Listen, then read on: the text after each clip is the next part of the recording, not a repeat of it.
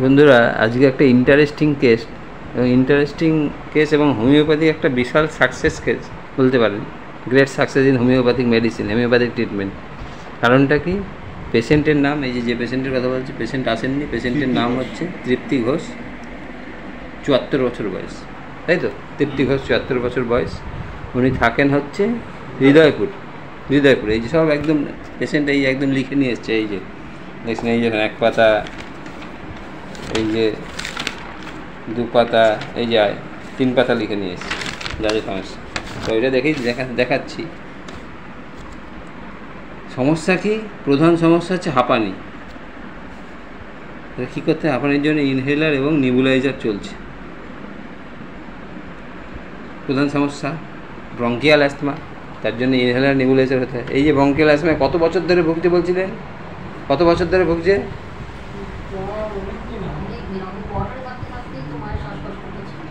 15 বছর, 20 বছর,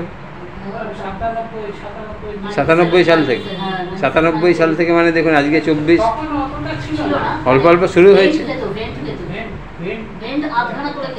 তাহলে 97 সাল থেকে শুরু হয়েছে, আজকে হচ্ছে 2024। তার মানে 24 আর ওদিকে 3, 27 বছর ধরে ব্রঙ্কিয়াল অ্যাস্থমায় কষ্ট পাচ্ছে। এবং যখনই বেশি হয় ইনহেলার এবং নিবুলাইজার নিতে হয়। ইনহেলার নিবুলাইজার ছাড়া চলতে পারছে না। পেশেন্টের এখন বয়স ৭৪ বছর। তাহলে 27 বছর ধরে ব্রঙ্কিয়াল অ্যাস্থমায় কষ্ট পাচ্ছে। এছাড়া একটা, এই যে মেন সমস্যা হাঁপানি, এছাড়া একটা ডান হাঁটুতে ব্যথা আছে। ডান হাঁটুতে ব্যথা মানে দ্যাট ইজ অস্টিওআর্থারাইটিস। একটা অস্টিওআর্থারাইটিস আছে। এই সমস্যা নিয়ে মেনলি এসছে। এবার শারীরিক দুর্বলতা আছে, কিন্তু হাঁটলে হাঁপিয়ে যায়, একটু হাঁটাহাঁটি করতেই পারে না, তাই তো বলেছেন? একটু হাঁটাচলা করলেই হাঁপিয়ে যেত। যে 2 তলা থেকে 1 তলা করতে পারতো না, একটু হাঁটাহাঁটি চললে হাঁপিয়ে যেত, অসুবিধা হতো। একটু হাঁটাচলা করতে পারে না, এসে বসলে বসতে পারেন, নাহলে একটু দাঁড়ান। হ্যাঁ, এই হচ্ছে অবস্থা। এই অবস্থায় আমার কাছে নিয়ে এসছে পেশেন্টকে। পেশেন্টের খুব খারাপ অবস্থা, যাতে নিবুলাইজার আর ইনহেলার এগুলো বন্ধ করা যায় কিনা, কিছু উন্নতি হয় কিনা। ৭৪ বছর বয়স। তো এবার আমরা দেখুন, আমরা তো সবসময় যেটা বলেছি, we treat the patient not the disease. আমরা কখনো পেশেন্টকে রোগ দেখে চিকিৎসা করবো না। একজন রোগী, যেটা হোমিওপ্যাথির মূলনীতি, রুগীকে দেখে চিকিৎসা করবে। তাহলে রুগীর যা যা লক্ষণ পাবো তার উপরে চিকিৎসা করবো। তাহলে পেশেন্টের মেন সমস্যা ব্রঙ্কিয়াল অ্যাস্থমা, অস্টিওআর্থারাইটিস, এছাড়া টুকটাক বিভিন্ন সমস্যা আছে।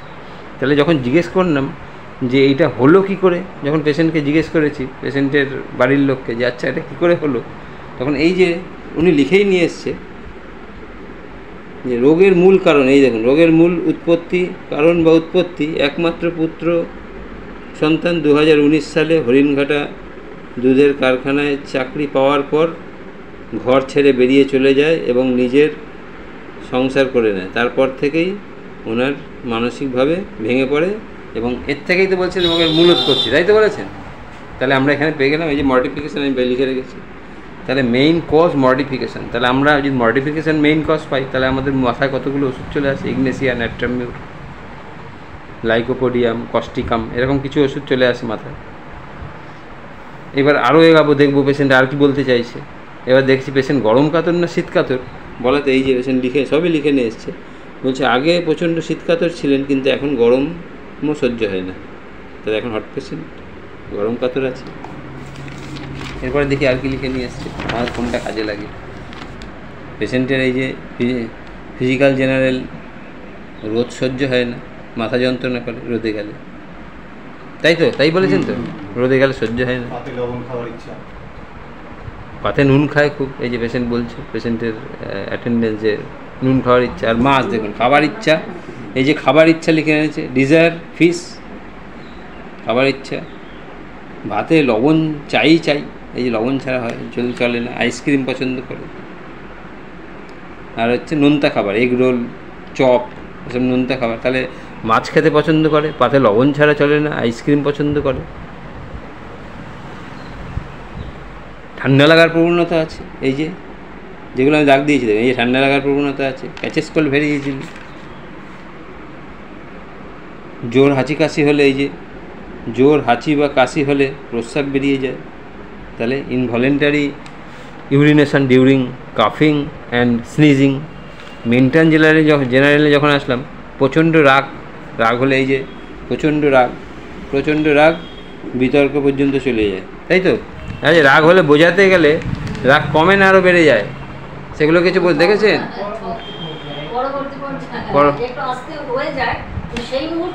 সেই মুহূর্তে কমে না, তাহলে রাগ প্রচণ্ড বিরক্তি আছে,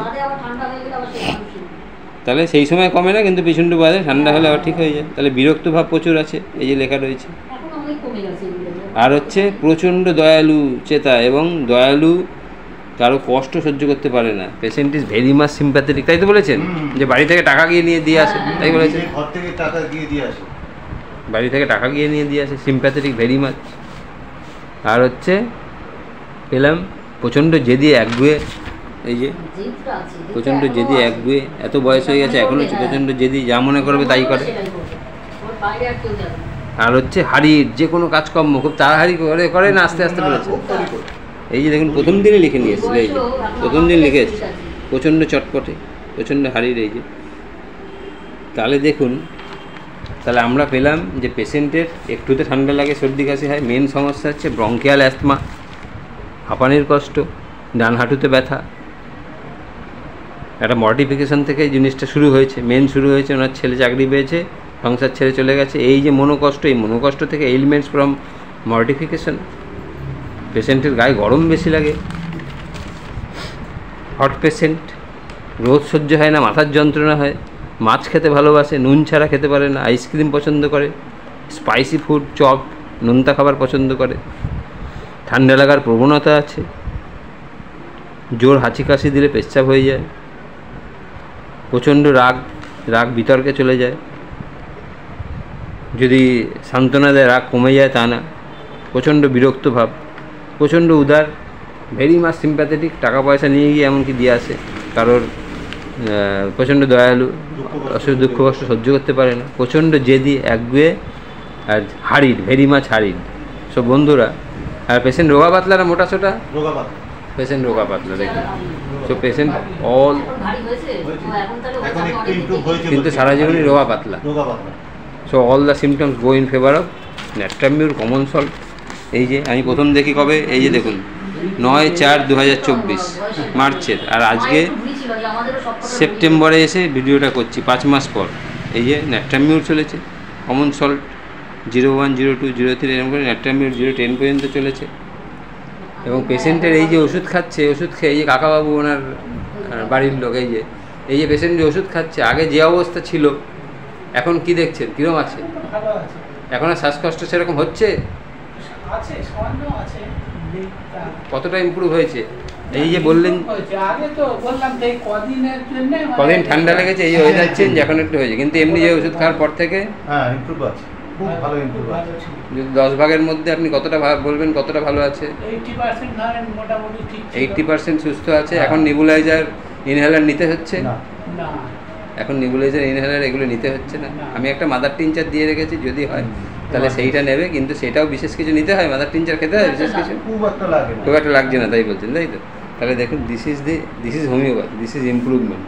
আপনি যদি ঠিক দেখে একজন পেশেন্টকে ঠিক জায়গায় হিট করতে পারেন, যে পেশেন্টের এলিমেন্টস ফ্রম মর্টিফিকেশন, পেশেন্টের গায়ে গরম বেশি লাগে, পেশেন্ট নোনতা খাবার পছন্দ, মাছ খেতে পছন্দ, পেশেন্টের রোদে গেলে রোদ সহ্য হয় না, রোদে গেলে মাথার যন্ত্রণা শুরু হয়ে যায়, প্রচণ্ড sympathetic, very much hurried, patient লিনথেন ইমাসিয়েটেড, এখন বলছে একটু ভারী হয়েছে।